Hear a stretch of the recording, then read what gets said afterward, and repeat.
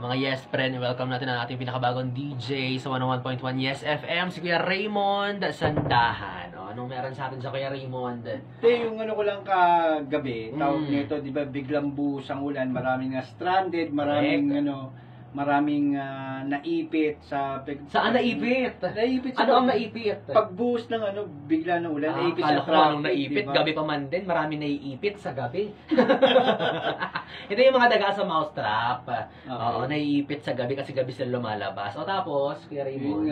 Maraming di nakauwi na maaga, yung iba halos abutin na ng madaling araw hanggang alas 2. Pero feeling ko, alam mo, yung iba palusot lang yun sa misis nila. Ganun? Oo, nasa number 2 sila, kahit yung signal number 5 naman, pero yung harurot nila dun sa saan lang number 2 ay signal number 1. Palusot lang nila yun, hindi sila umuwi ng maaga kasi may pinuntahan silang iba. Hindi, naawa ko kasi kinabukasan, syempre may mga pasok pa yung mga yan, tapos yung biglang buhos ng ulan, talagang hindi sila makauwi dahil iba bahana at walang masakyan. Bukod doon, sa ibang lugar nagka-traffic na, may mga tumirik na sasakyan. Naawa lang ako kasi kinabukasan, di ba?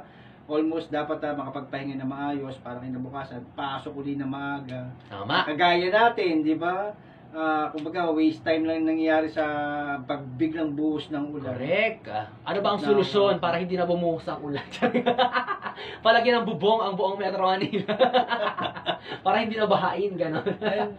Hindi naman siguro, actually, ang plano, mas maganda, gawin nilang linisin yung mga kanal at wag nilang tapunan ng mga kung anong sari-saring basura na sa paligid. Gamit na diaper, gamit na no. Napkin, wag tinatapon sa kanal. Yun, kailangan i-segregate yung maigi yung mga yung mga basura niyo na maayos para hindi tayo bahay ng ng todo sa Metro Manila. Maraming salamat sa iyong weather report, Kuya Raymond. Weather forecast pala ito, hindi mo naman sinabi. Hindi, abangan nyo bukas ulit. Ako magbabalik at dito lang kami with DJ B-Boy Bibo. Yun! Di ba ang ating kaibigan from 101.1 Yes FM. Solid.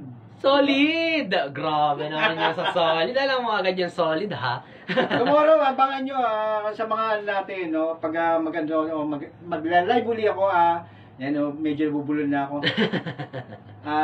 Sa mga gustong mag-request for tomorrow, dahil nyo lang ang phone number is 824-71427. Ulitin ko, 824-71427. At, gusto ang number yan, sir, baka sa panaderya yun sa inyo.